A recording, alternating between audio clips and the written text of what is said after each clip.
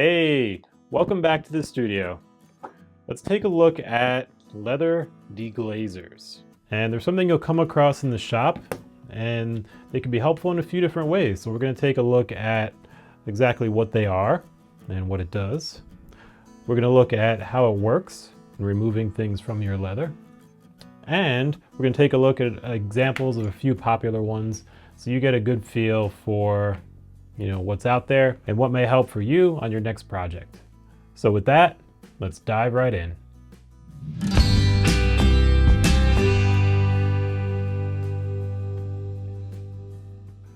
Leather deglazer. So what exactly is it? So it's a chemical solvent combination that's made usually of acetone and ethanol.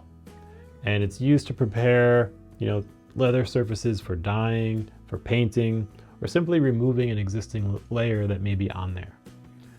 And a lot of leather goods often come with protective coatings on them, or some type of finishing that was part of the tanning process. And so when you're looking to dye the leather or paint it, we want to make sure that that surface is relatively smooth and without anything that would keep that dye or paint from adhering to the leather fibers.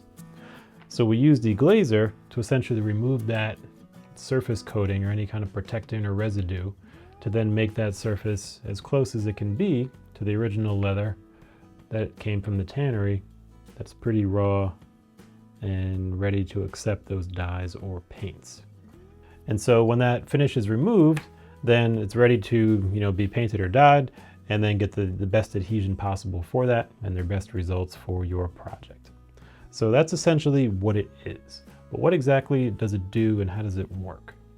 So if we take a look, we could see that when we have a coated piece of leather, it essentially forms a barrier between the surface of that leather and anything that comes in contact with it.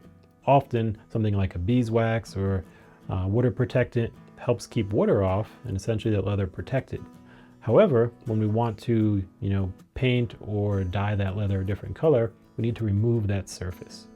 And so using a deglazer, it essentially uses the solvents in that deglazer to break apart those chemical bonds of that surface finish and then allow us to remove it relatively easily. That gives us a nice smooth surface that's ready to accept new paints or dyes and puts us in a great position to have a nice looking finished project. So let's take a look at a few of the most popular deglazers. And the first one we have is from Fiebing's. And they make some great products. And this one is made primarily of an ethyl acetate and about 50% strength. And it's about 29% of the total mixture. And then it also includes ethanol, which is a pretty strong solvent. And that makes up the primary, ingredients of this. There are certainly other solvents in the solution, but those are the two largest ones. And you'll notice that's going to be a little different than some of our other ones that we know. And so while they essentially function the same, the composition of them is going to be a little different. And so you may see some slightly different results, but in general, they're going to work across the board for what you need. The second one we have is another popular one. This one is from Angelus, and this is made from a formula using acetone at around 70% strength. That makes up around 1/3 of the volume, and also uses ethanol, another solvent that is part of it. And acetone can have a neutral pH, so keep that in mind, but it can also dry out the leather.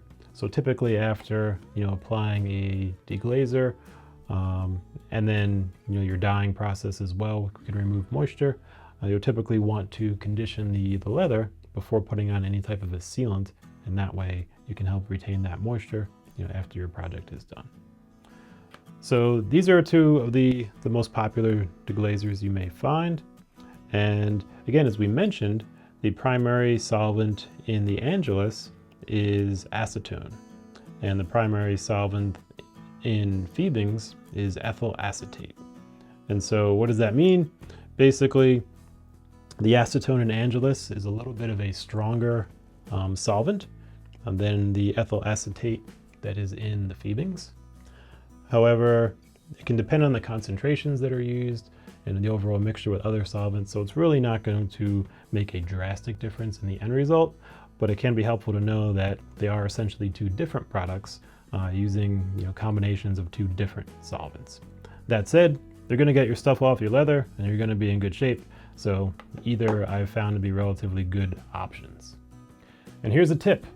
When you are applying deglazers, use either a wool dauber or a cotton piece of fabric or rag or something like that. Because of the solvents in the deglazers, they will essentially dissolve or wear away any kind of foam applicator. So while this could be good for something like paints or other types of surface finishes that we're applying, it could essentially just dissolve in your deglazer. So make sure you're using some type of a natural fiber, such as a wool in the dauber or cotton in your rag, and that way your application will be smooth and consistent and keep that project going well for you. Another tip is we'll often work with some type of a finish as well, whether it be Resolene or acrylic, something that goes on top of our project to protect it. And so if you've used these before on a project at home, it's also possible if you want to change that project, fix something that maybe you want to be different, or even change the color on a dyed piece, that if you had applied a surface finish, that these deglazers will help weaken and remove those surface finishes as well. So they work well on popular finishes as well as things that have come straight from the tannery. So they're pretty good general use solvents for that purpose. And one more tip, it's generally good to use deglazers in an area that has proper airflow. They have some pretty strong solvents, so you want to make sure that there's plenty of fresh air around it, preferably something outside, or if you have the proper environment and ventilation indoors. So there you have it. If you are working to prepare a piece of leather for a new dye or a new paint, or if you're just looking to replace an old finish, you've got your deglazer and you're all set to go. If you have any questions, let us know, or experiences to share, would love to hear them. And there you have it. Until next time, keep crafting.